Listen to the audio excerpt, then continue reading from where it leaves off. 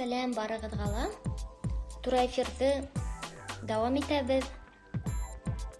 Теге бынан алда сыҡҡан 5 минутлык тура эфир эшләмәгәйне.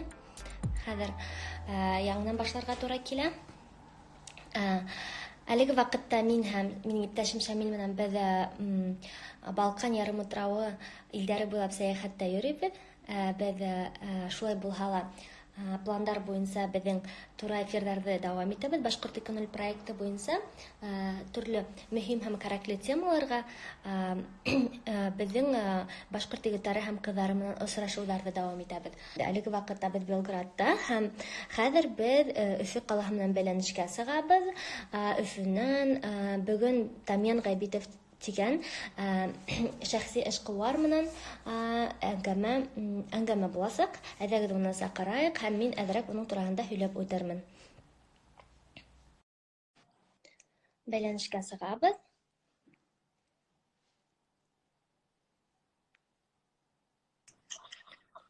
Сәлам, Гөлзира. Тамян, сәлам. Эшләм. Яҡшы ишетелә. Һин ишетәһеңме мине? Эйе. Әйҙә, экранды борайыҡ. Сөнки аҙаҡтан видео итеп эшләһәк, шулай уңайлыраҡ була. Тамян, сәлам. Мин Тамян менән нисек таныштым, шуны туралыраҡ һөйләп үтәйем. 2012 йылдың декабрь айында мин Санкт-Петербургтан Уфа форум тигән сараға килдем һәм унда спикер булараҡ сығыш яһағайным. Башҡорт экономик проекты тураһында һәм үҙ эшеңә табан, үҙ бизнесыңа табан 5 аҙым тигән мин темаға һөйләгәйнем. Һәм һуңынан мине унда Умарта проекттар конкурсында жюри итеп саҡырҙылар һәм унда төрлө ҡыҙыҡлы проекттар булғайны. Шул проекттарҙың еңеүсеһе Тамян Ғәбитов булды. Тамян да үҙенең флетшеринг исемле проекты менән сығыш яһағайны һәм флетшеринг ул ваҡытта бәлки мин дә беренсе тапҡыр флетшеринг тураһында ишеткәнмендер. Сөнки быға хәтлем каршерингты ишеткәнем бар ине һәм күптәр ҙә белә бит инде. Флетшеринг, тимәк, йорттарҙы арендаға биреү тураһында ишетелгәне юҡ ине. Баҡтиһәң, Тамян ул гимназист минең һымаҡ, ул да Рәми Ғарипов исемендәге беренсе Башҡорт Республика гимназияһын тамамлаған һәм шулай уҡ актив, үҙем тормош алып барған, президент булған, шулай бит. Шуға күрә, әлбиттә, беҙҙең темалар, әлбиттә, Тамян, бөтә гимназистар бер-береһенә туған һымаҡ бит инде. Шуға күрә мин шул Тамян менән аралашып киттем. Һәм хәҙерге ваҡытта Тамяндың проекттары флетшерингына түгел, уның башҡа проекттары ла бар. Һәм үҙенең проекттарына Тамян актив рәүештә инвестициялар йәлеп итә. Шулай бит? Миңә шуға бөгөнгө тема ул менә һинең ошо инвестициялар тураһында буласаҡ һәм иң тәүҙә үҙеңдең башҡа проекттарың тураһында һәм ғөмүмән үҙең тураһында таныштырып кит үҙең менән. Рәхмәт, Эльвира, саҡырғаның өсөн. Ғөмүмән, инвестициялар күп, инвестициялар тураһында һүҙ киткәс, һуңғы ваҡытта бөтәһе лә, Рәсәйҙә, ғөмүмән алғанда, бөтәһе лә инвестицияларға яңы ғына бәрелеп ята тип әйтәйек. Яңы ғына бөтәһе лә аңлай башланылар. Нимә ул инвестиция, нисек ул улайтып вообще можно было что ли тип теге. Һәм мин, наверное, Башҡортостанда вот йәштәр араһында беренселәрҙән булып, кем был тема менән ҡыҙыҡһына башланым һәм мин әйтмәйем теге мин самый знаток инвестиция тип, әммә ләкин хәҙерге ваҡытта булған минән ҙурыраҡ булған ағай, апайҙар, теге эшҡыуарҙар минән килеп кәңәш һорайҙар, нисек мына ошо ситуацияны нисек хәл итергә, был ситуацияны нисек хәл итергә инвестиция тураһында. Шулай вот. Ҡыҫҡа ғына үҙем тураһында бер-ике һүҙ әйтеп киткәндә, миңә 24 йәш. Беренсе ғөмүмән эшҡыуарлыҡ менән мин 19 йәштән шөғөлләнәм тип әйткәндә була. Быға хәтлем 3 йыл, беренсе 3 йылын ул ошибкалар, яңылышыуҙар булһа, ҡалған 2 йылын байтаҡ ҡына эшләргә өйрәндем тип әйткәндә була. Состоялся как предприниматель тип әйтәләр дөрөсө. Шул. Хәҙер флетшеринг проекты ул безнең проект iFloat дип атала инде башта. Хәзер ул ике проектка бүленде. Береһе FloatSharing дип атала, икенчесе Швейцар онлайн. То есть икәүһе лә бер ютыкта эшләй, әмма икәүһе ике төрле проект дип бүлдек һәм был проектларга ла без әле лә булһа инвестициялар кабул итәбез.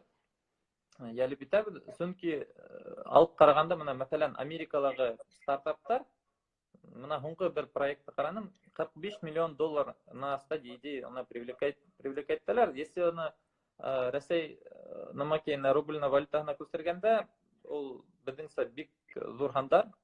То есть привлекать инвестиции на стадии это нормально, то есть считается. Әмма Россиядә был быга әле күнегеп итә алмайдар. Шуга әле яңа сак башланып тора. Һәм үземнең булган опыт менән азрак бүлешеп киткем килә. Кемгәлер бәлки файдалы булыр. Кисә генә менә иртәнсәк шылтыратып, бер егет күптән инде эшкуарлык менән булыша. Мына шундай ситуация дип аңлатып, мин уга ярты сәгать буе, наверное, телефондан аңлаттым, нисек уга инвестиция, нисек инвесторлар белән аралашырга һәм бер зур гына ярдәм булыр дип ышанам ул егеткә. Шул. Ул егеткә генә түгел, гомумән бөтәһенә лә безнең тамашачылар өчен, чөнки снапта һин беренче, мин белгәнчә беренче башкорт эшкуарының иң беренче башкорт эшкуарларының береһе, ошо инвестициялар менән шөгыльләнгән һәм һин ошондай тагыла һорау, һинең инвестицияларда ялеп иткән иң беренче проектың ул ошо FloatSharing булдымы? Так, юк.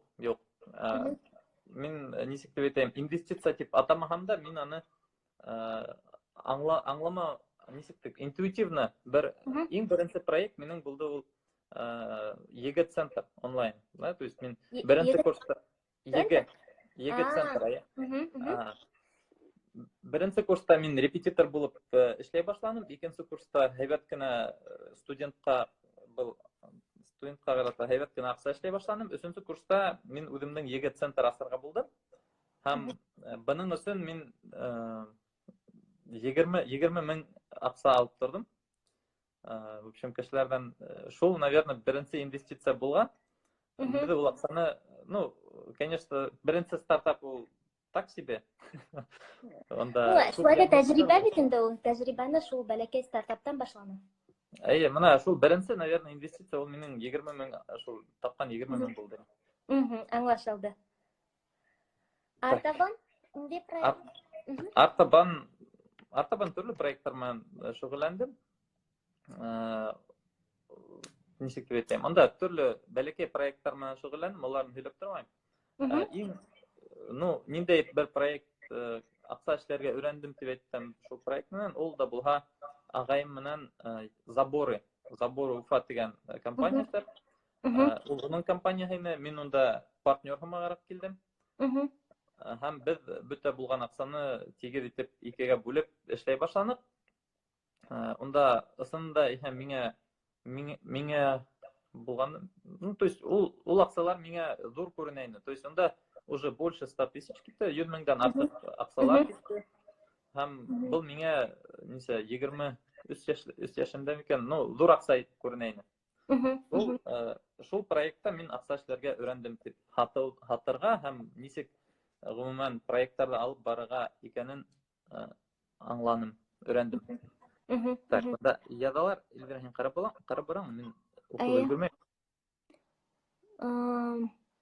Юк, язмаганда присоединялись.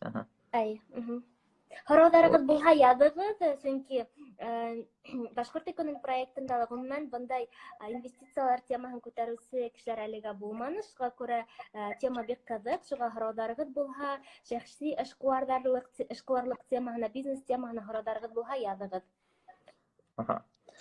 Так, гомумән инвестицияларга килгәндә, без бит инде был вакытта специально алдык, чтобы кешеләр азак ултырып листайтып караганда, шуга хәзер кемдер ошо вакытта хәттем караган, дальше мотать итмәгез, потому что дальше уже конкретно инвестициялар турында уйласак. Так, гомумән беренчедән башлаганда ул виды инвестиций, то есть инвестицияларда нисек кабул итәргә була. Минең металлда, минең ул проекты ол на стадии идеи гына, то есть ол еще полноценный бизнес булып эшләмәйне.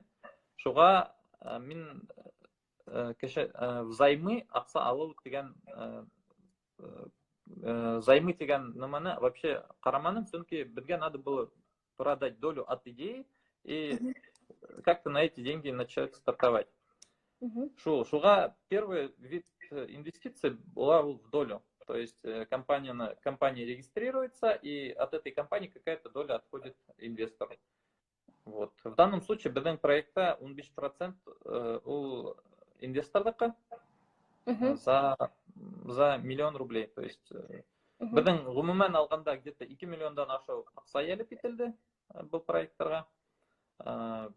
Түрлі яңылышулар арқасында біз вынуждены еще дальше их привлекать инвестиции. Айтамса, Америкала это нормальное дело. Дәлі Рәсейдә қасандар бұл ғадетті көрінішке әйләніп деп ойлайым. То есть 15% ул бер кешенең бер инвестор шулай, или онда бер нисә кеше мәһәдән компания? Біздің бит несколько компаний. То есть именно основной флотшеринг это вот 15% ол біздің инвесторлар бер кешенеке. Банан башка Швейцар онлайн деген проектта анда біз на самом деле чуть-чуть раздробили. Біз аны Мәскәүгә, Питерга, Уфага бүлдек. Һәм Өфөнән дә әдрәк.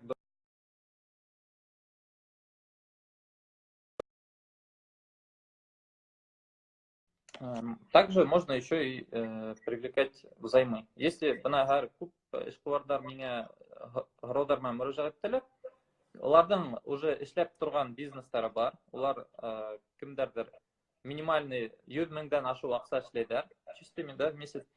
И улар теге масштабироваться итәр өчен акча эзләйләр. Һәм городар нисек моны нимәшләргә була? Мин бит долю нисек бирәм, миңа бит ул доляны бирү кыен, һәм башка. Һәм даже если доляны биргән хәлдә лә нисек ханарга дигән городар менән киләләр. Кемдердің бизнестары бар, мен оларға ғұмумен уже эшләп тұрған бизнестары бар, оларға доляны хатырға ашықмаққа кәнеш беремін. Чөнки бұл яды қадым була, адақ үдәр үкенәсәк. Әмма ләкин хәзер вот беренче нема килә. Примерно, наверное, 20% годовых, если инвестиция взаймы привлекает, 20% годовых менен привлекать. Это, в принципе, нормальная сумма. Кемдардер обещает там от 45, но это уже вот прям заоблачно на макете.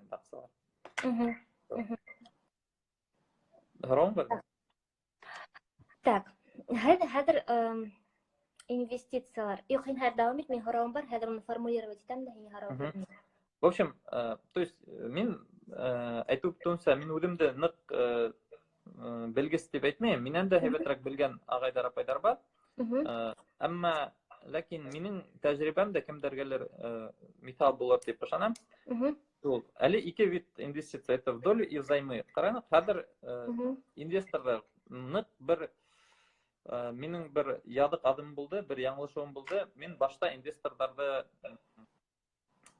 бүлмәйінсә, һәр бір менен эш башларга дәринем. Инвестор дип килһә, мин куш куллап әйдә эшләйм. Һәм төрле генә кешеләр менен эшләргә туры килде.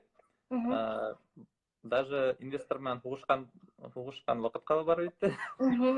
Шуга башта кем инвестициялар эзләй, ул беренче булып инвесторның үзенә карарга тәкъдим итәм. Нисек хәлләргә? Нисек нинди критерийлар буенча? Беренчедән, теге нисек дип әйтәм, үз кешең дип менә без ысында башкорт агай дип намаштанык. Бу яңлыш адым булган. Ул монда нацияга карамай, милләтенә карамай, үз кешенең үзенә карар кирәк. Әгәр дә ул моны нисек дип әйтәйек. Вообще договорга карап инде. Нисек уйлаша? Мәсәлән, әгәр ул моны мин һезгә егеттер акча бирәм, һәм моны ярты елдан һез миңа акчаны кире кайтармаһагыз, һезгә там, угрожать, явное дело, что с этим человеком не надо работать.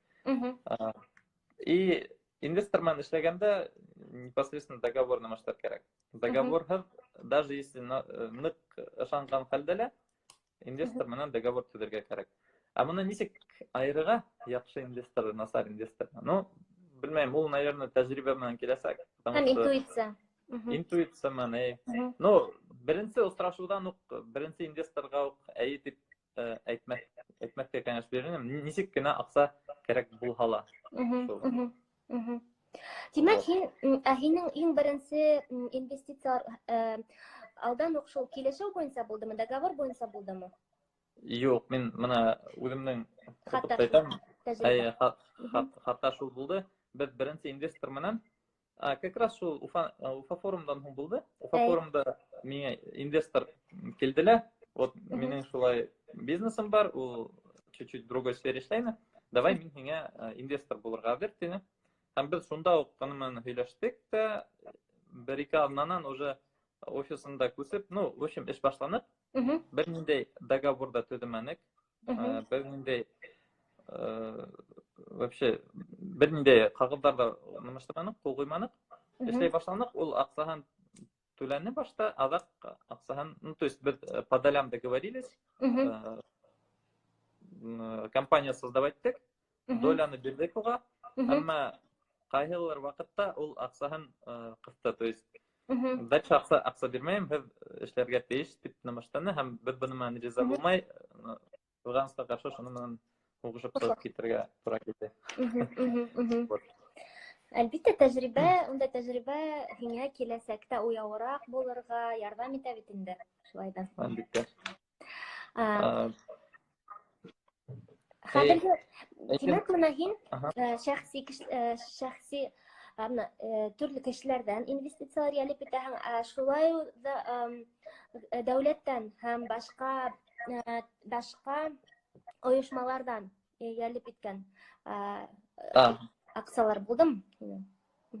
Әлбиттә, ну, минең осракта улар булманы, әмма без йөреп каранык, төрле фондтарга, төрле грантларга заявкалар бирдек, әмма кызганычка каршы, бәлки, наоборот, безгә туры килмәне әле фондтар менән эшләргә, потому что, ну, уровень бар, есть, инвестиция привлекать кандай несколько уровней. Первый уровень это дуслар, гаилә, якындар дигән, английский әйткәнчә 3F диләр бит. Fools, friends and family.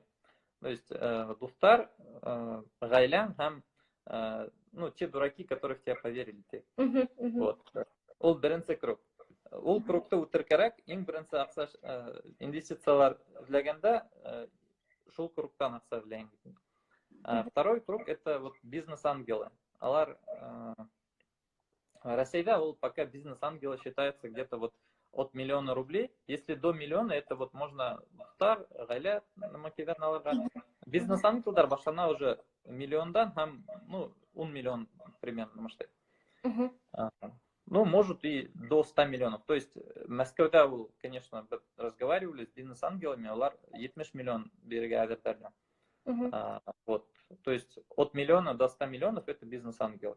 Üçüncü уровень как раз таки вот этот фонды, төрле организациялар, уларга әле без сында әйткәндә барып җитмәдек. Но онда уже такие большие деньги, онда нык сложный намакейник авыр процесстар. То есть онда инвестициялар кабул итер алдыннан бер ярты ел гына һинең компанияңды по полочкам разбирает, изучает только после этого. Поэтому пока мы работаем с бизнес-ангелами. Аңлашылды. Һеҙҙең бизнес-ангелдарығыҙ күбеһенсә инде ҡалаларҙа, Рәсәйҙең инде ҡалаларынан? Ғөмүмән, беҙ нисек дип әйтәм, мин база инвесторҙарҙың базаһын йыйғанда ярты йыл буйы бер компанияға бушлай эшләнем. То есть инвестиция привлекать итергә өйрәнер өсөн ярты йыл буйы бер компанияға бушлай инвесторлар эҙләнем. Һәм был эҙләнеүҙәр мине Мәскәү ҡалаһындағы Москва-Сити башняларында, biz как раз таки вот һөйләшеп ултырдык. 70 миллион тураһында һүҙ бара ине, миңә онда 21 йәш, үҙем даже уйлай алмайым, то есть не мог представить, сколько это 70 миллионов, в итоге речь шла об этом. Вот, шуға минең күп инвестордар ул Мәскәүдән ҡарап баралар. Әммә безнең вот шул хәзерге эшләгән крупный инвестор, который ул Уфанан. Әмма киләсәктә вот берен ул один из крупных застройщик Уфалала, ну, гомумән бөтә Рәсәй буйлап аның строительная компания эшләй. Һәм ну, төрле инвесторлар менән. В основном это Мәскәүдәкеләр хәзер и вот Уфала. Потому что Мәскәүдә теге акса намыкерак бит. Остыдырак, шуга анда намного легче привлекать инвестиции. То есть, если скажешь миллион сум дип әйтсәң, онда как-то более легче относятся к этому. А Уфала ул миллион, ул миллион.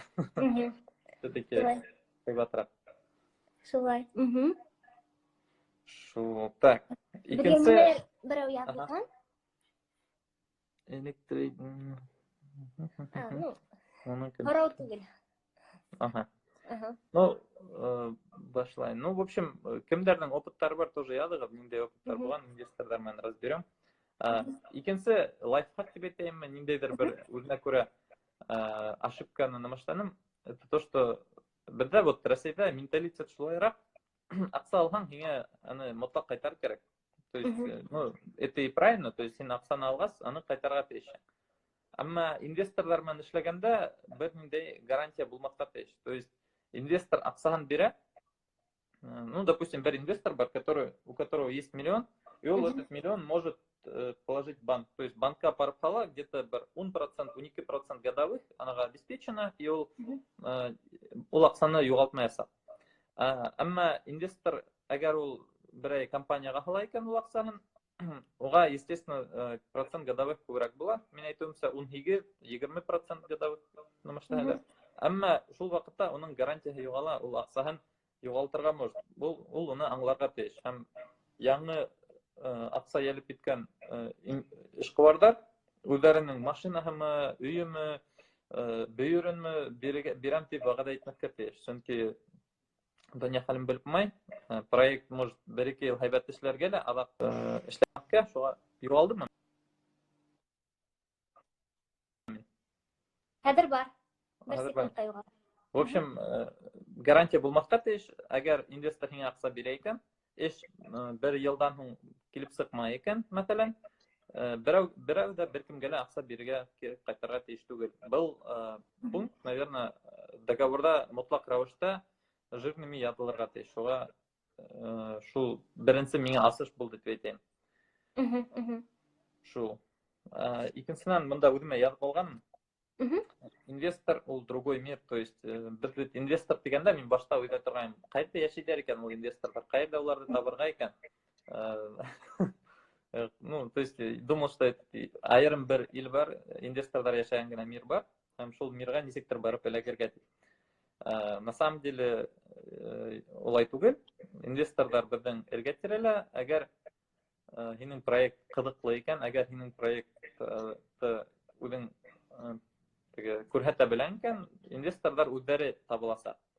Минең мисалда, мәсәлән, без башта инвесторларны төрле мероприятияларда, төрле спич сессияларда эзләһәм. Һуңнан бөтә кыюлыгымды йыйып алып, мин үземнең проект турында социальный сетьләрдә яза башладым. В частности, Instagram в основном. И Instagram на самом деле это мощный инструмент в плане привлечения инвестиций. Бөтә инвестор, ну, безнең ничек дип әйтәм, хәзерге уровеньда мышление йөрткән инвесторлар бөтәле Instagramда. Шуга Instagramда ултырмаһа, аның якындары, Instagramда ултырган якындары уга ул хәбәрне yetkерә. Шуга беренчедән ул социаль сетьләрдә кем инвестициялар эзләй, асык итеп социаль сетьләрдә язарга. Шул.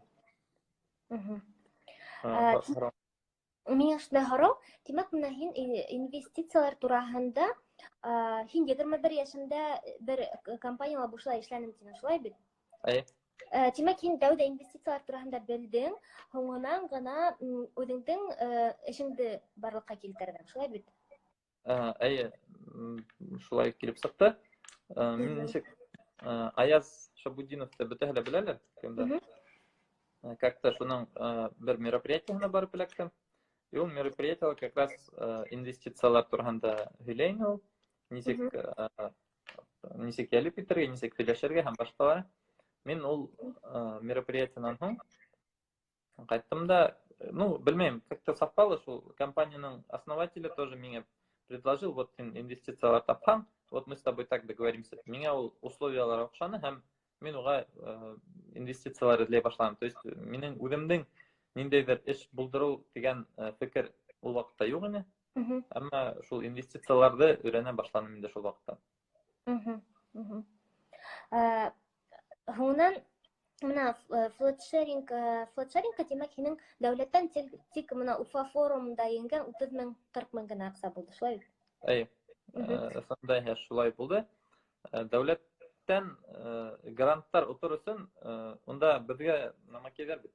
Төрлө ҡағыҙҙар тултырыр кәрәк, во-первых. Унда байтаҡ ҡына минең унда тәжрибәм юҡ, ниндәйҙер ҡағыҙҙар тултырыр кәрәк, заявкалар. Һәм икенсеһе ул оҙаҡ көтөр кәрәк. То есть ниндәйҙер бер ярты йылмы үтергә тейеш, пока һиңә ҡарар сығарғандарынса, грант оттаңмы, яҡмы. Ә миңә никогда теге ваҡытым булманы, аны күҙәтеп барырға һәм теге кәрәкле ваҡытында заявка бирергә. Шуға миңә отошлораҡ күренде икенсе вариант, когда частный инвесторҙар менән эшләр. Потому что да ике аҙна эсендә һөйләшеп, килешеп эш башларға була ине. Әлеге ваҡытта мына һин шәхси инвесторҙар менән договорҙар төҙөйһөң. Һеҙҙең арала юрист бармы? Һин үҙең договорҙар төҙөйһөңмө? Юҡ, договорҙар төҙөр өсөн мотлаҡ юристты йәлеп итә, сөнки мин белмәйем, ниндәйҙер бер правила алдым үҙемә, ниндәйҙер бер девиз, кредо тип әйтәйекме, нанимать профессионал. То есть, если мин ниндәйҙер бер өлкәлә үҙем профессионал түгелмен икән, мин ул өлкәләге профессионалдарҙы йәлеп итәм эшкә. Мәҫәлән, шул уҡ юристтар, минең һәр бер һөйләшеүҙә беҙҙең бер таныш юрист ҡыҙыҡай бар. Һәр бер килешеү төҙөр алдынан һөйләшеүҙә шул ҡыҙыҡайҙы ултыртып ҡуям да, ул бөтәһен дә тыңлап ултыра инде. Һәм то же самое теге забор эшләгәндә намакәйҙәр менән. Унда тоже сварщиктар менән, нәмәләр менән тоже шулай булды. Үҙем эш еңел генә булһа ла, үҙем тотонмайым, ә профессионалдарҙы йәлеп итәм инде. То же самое мына хәҙер дизайнерҙар менән. Мин элек дизайнерҙарҙы ғөмүмән теге һанға һуҡмай инем тип әйткәндәй. Дизайн нимәгә кәрәк ул һәм башҡа тип уйлай. Әммә хәҙер дизайнға беҙ, наверное, иң күп аҡса бәлки сотрудниктарға һәм дә дизайнерға китәләр. Мин һинең менән бының менән тулыһынса килешәм һәм үҙем дә өҫтәп китәм. Мин дә бизнес менән эшләйем, шәхси эшҡыуарҙар менән эшләйем бит инде Санкт-Петербургта һәм ҡайһы бер саҡта, ҡайһы бер яңы ғына эш башлаған эшҡыуарҙар, улар үҙҙәре бөтәһен дә эшләргә теләйҙәр инде. Минән һорашалар инде нисек итеп, мәҫәлән, договорҙар төҙөргә, нисек итеп, хатта бухгалтерия буйынса нисек итеп отчеттарҙы тапшырырға тип һорайҙар инде. Һәм мин уларға һәр ваҡыт әйтәм, һеҙ әлбиттә уның төбөнә төшөп, өйрәнә алаһығыҙ. Был теманы өйрәнер өсөн әлбиттә ваҡыт кәрәк. Әммә ләкин һеҙ үҙегеҙҙең энергияғыҙҙы юғалтасаҡһығыҙ, ваҡытығыҙҙы юғалтасаҡһығыҙ. Ә һеҙ шул энергия һәм ваҡытты бизнесығыҙҙы үҫтереүгә юғалтып, юристтарға һәм экономист, бухгалтерҙарға аҡса түләһәгеҙ, һеҙҙең эшегеҙ өсөн был файҙалыраҡ буласаҡ тип тә әйтәм. Әммә ләкин күптәр быны, әлбиттә, аңлаған кешеләр бар, аңламаған кешеләр бар. Әлбиттә. Башта бөтәһе лә шулай итә инде. Башта мин дә договорҙарҙы үҙем төҙөп маташтым. Төнө буйы ултыра торғайным шул договорҙар, закондарҙы теге изучайтып. Әммә һуңынан аңланым, мин где-то лучше бер 3-5 мең аҡсамды юғалтам тип инвестировать итһәм, ул миңә аҙаҡ күберәк булып киләсәк, кире ҡайтасаҡ. Шулай килеш. Вот как договариваться именно вот инвесторҙар менән. Кисә генә шул уҡ егеткә кәңәш биргәндә, ярты сәғәт буйы. Нисек килешергә? Мына мәҫәлән, бер шул егеттең миҫалын һөйләп китәм, уның бер бизнесы бар, ул байтаҡ ҡына эшләйем ти, һәм күптән түгел, где-то бер 700 мең аҡса йәлеп итергә булған, инвесторҙар менән бер тапҡыр күрешкән ул. Инвесторҙар менән теге что называется, 50 на 50 договорился, то есть инвесторларға өзінің компанияның 50%-ын хаттарға болған, һәм ниндейдер бір 700 меңгә генә. Һәм һөйләшкәндән һуң ул 40-ка үзенең фикерен үзгәртте, чөнки ул айтып һөйләшү уга ул, бармас кына, чөнки аның стартап түгел, яңа башланган бизнес түгел, ә уже байтак кына эшләп килгән бизнес. Шуңа нисек килешергә? Беренчедән, әйтеп үтүемчә, ике ысул бар. Әгәр һеҙҙең бизнес эшләп килгән, әгәр стартап икән. Әгәр һеҙҙең эшләп килгән бизнес икән, анда стараться лучше в долю не привлекать, а привлекать взаймы. То же самое 1 миллионда алагыҙ икән, әйтәгеҙ, где-то условно 20% годовых, то есть бер йылдан мин һеҙгә 1,2 миллион тип кире ҡайтарам. Әгәр эш барһа, то есть если әгәр эш килеп сыҡмай икән, ғәфү ит, һин үҙеңдең аҡсаң менән рисковал, мин үҙемнең ваҡытым менән. Шуға берәү ҙә бер кемгә лә бер нимә лә тейеш түгел. Шул. Ул беренсе момент. Икенсе момент, четко прописать надо, какие обязанности. То есть инвесторда алганда, больше говорим сейчас про инвестиции деньгами, ведь, то есть аҡса менән инвестициялар эшләгән. Если инвесторға килгәндә, ул ниндәйҙер роль үҙенең компанияһында үтә икән, то есть шул компаниялар аны яҙып үтергә кәрәк. То есть ни в коем случае ул роль руководящего, то есть ул инвестор, руководитель проекта булып китергә тейеш түгел, иначе вся команда тарҡаласаҡ, бөтә команда. Он может быть как максимум советник. То есть мин инвесторҙарҙы стараюсь брать как советник. Даже если ул аҡсаһын әҙ генә намашта икән, мына хәҙер бер застройщик менән һөйләшеп алып барабыҙ. Аның Рәсәй буйлап әллә нисә 14 регионда строительная компания эшләй. То есть вот Уфала ул застраивает энтузиастов бер нәмәкәй. В общем, крупный инвестор. Меня хочу привлечь как инвестора не сколько из-за денег, а сколько из-за того, что аның опыт бар. И былай ҡарағанда, аҡсаға ҡарағанда ул үҙенең кәңәштәре менән күпкә файдалыраҡ булыр икәнен беләм. Шуға вот. Был һинең бөтәһе лә флотшеринг проекты буйынсамы, ошо инвестициялар, или тағы ла Швейцар онлайн буйынсамы? Был инвестицияларда мин Швейцар онлайн. То есть флотшеринг дигән проектты беҙ әлегә туҡтатып торҙоҡ, сөнки оҙаҡ ҡына эҙләнеүҙәр, оҙаҡ ҡына яңылышыуҙарҙан һуң беҙ шулай фекергә килдек. Беҙ бит башта икәүендә бер проект итеп продвигать итәйнек. Һуңынан аңлап ҡалдыҡ, беҙҙең проектты былай ғына индереп булмаясаҡ, сөнки, мәҫәлән, флотшеринг ул бит мобильное приложение. Ул мобильное приложение аша йортто ҡуртымға алыу өсөн Уфа буйлап, мәҫәлән, как минимум 100 квартирала ул беҙҙең йоҙаҡтар торға тейеш. Ә беҙҙең йоҙаҡтар юҡ, шуға иң беренсе беҙ йоҙаҡтар менән тәьмин итер өсөн шул проект икегә бүлдек. Швейцар онлайн как раз таки занимается тем, что он поставляет вот эти замки, устанавливает замки, и иң беренсе шул Швейцар онлайн дей барып, һуңынан флотшеринг дей барһаң, ул стратегически более верное решение дип уйлайбыҙ инде. Аңлашылды. Әлеге ваҡытта һеҙҙең инвестор булырға теләүселәр Швейцар онлайн проекты буйынса һеҙгә мөрәжәғәт итә алалар. Эйе, һәм, беҙ әйтәм бит, флотшерингка беҙ ҙур инвесторҙар менән һөйләшәбеҙ. То есть это как минимум 1 миллион. То есть минимальный порог 1 миллиондан, әгәр ул 5-10 миллион тәҡдим итә икән, беҙ аны менән флотшеринг тураһында ла һүҙ алып барырға мөмкин. Аңлашылды, һин юғалаһың, эйе. Юғалам, миңә шылтыраталар, шуға юғалам да юғалам. Кемдәрҙең унда меньше миллионы, то беҙ алар менән Швейцар онлайн тураһында һүҙ алып барабыҙ. Аңлашылды. Сохраните, пожалуйста, эфир типиалар. Без әлбиттә мотлак хаклаясакбыз. Бик кызык темага һөйләшеп алып барабыз. Миңа Тагы ла һинең.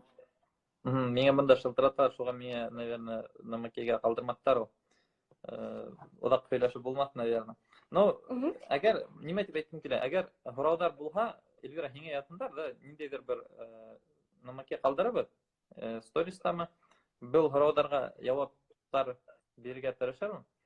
Әммә ләкин теге ниндәйҙер бер ярты сәғәтлек прямой эфирҙа бөтә инвестициялар тураһында бөтәһен дә аңлатып бөтөп булмай. Әммә ләкин основной моменттарын әйтеп үттем тип ышанам. Хәзер мин Башҡорт эконом проектының битендә һинең һүрәтең менән беҙ һорауҙар өсөн пост яҙырбыҙ. Бөтә һорауҙарығыҙҙы зинһар шунда ҡалдырығыҙ, һеҙгә Тамьян яуап бирер. Бик ҡыҙыҡлы һәм файдалы темаға ул бөгөн һөйләне. Мин уйлайым, тағы ла был һөйләшеүҙе беҙ дауам итербеҙ. Әлеге ваҡытта 40 минут эсендә бәләкәй һөйләшеүҙе тамамлайыҡ. Һәм шуға һиңә ҙур рәхмәт әйтәм, Тамьян. Ысынлап бик файдалы булды. Күптәрҙе шулай итеп кәңәштәреңде биреп торғаны өсөн дә ҙур рәхмәт. Шундай алдынғы артабанда башҡорт эшҡыуары булып ҡалып, һинең ошо бөтә проекттарыңдың да үҫешеп китеүен теләйем. Һәм миңә әлбиттә һинең проекттарың минең өсөн бик ҡыҙыҡлы, дөрөҫөн әйткәндә. Һәм ҙур уңыштар теләйем миңә. Рәхмәт, Эльвира, саҡырғаның өсөн. Һәм кемдәр һорауҙарын биргән, һорауҙарын яҙасаҡ, бөтәһенә лә рәхмәт. Мотлаҡ рәүештә яуап бирергә тырышырмын. Рәхмәт. Ярай. Ҙур рәхмәт, Тамьян. Һау бул. Тамьян әле эшләй, уға шылтыраталар, шуға күрә оҙаҡ һөйләшеп булманы. Беҙ уның менән 30-40 минут һөйләшергә тейеш инек. Һәм әлбиттә был ваҡыт эсендә Тамьян күп файдалы кәңәштәрен бирҙе. Шуға әгәр ҙә һеҙ һорауҙарығыҙҙы биреп өлгөрмәгәнһегеҙ икән, яҙырһығыҙ. Башҡорт эконом проектының битендә хәҙер Тамьян менән пост яҙасаҡмын һәм унда һеҙ үҙегеҙҙең һорауҙарығыҙҙы бирә алаһығыҙ. Әгәр ҙә һеҙгә һәм шулай уҡ яҙығыҙ, һеҙгә был темалар ҡыҙыҡмы? Сөнки, мәҫәлән, мин үҙем дә шәхси эшҡыуарҙар менән эшләйем һәм бизнес менән эшләйем. Мин дә үҙем ошо тема буйынса тағы ла тура эфирҙар үткәрә алабыҙ. Мәҫәлән, нисек итеп дәүләт инвестицияларын, дәүләт аҡсаларын, субсидияларҙы үҙеңдең эшеңә йәлеп итергә һәм башҡа шул темалар, әгәр ҙә ҡыҙыҡ булһа, беҙ тағы ла һөйләшеүҙәр үткәрә алабыҙ. Һәм һеҙгә бөтәгеҙгә лә рәхмәт. Ысынлап та был тема ҡыҙыҡ булғандыр тип уйлайым һәм файдалы, иң мөһиме файдалы булһын бөтәбеҙ өсөн дә. Шуға күрә ял көндәрендә лә был уйҙар менән һеҙ уйлап, күңелле итеп, ял итеп һәм бәлки башығыҙға берәй эш башлау тураһында уйҙар килер, йәки инвестицияларҙы ҡайҙан йәлеп итеү тураһында бәлки идеялар килер. Шуға ошо идеялар менән һеҙҙе ҡалдырабыҙ һәм һеҙгә күңелле ял көндәре теләйбеҙ. Бөтәгеҙгә лә һау булығыҙ. Пока-пока. Киләһе осрашҡанға тиклем.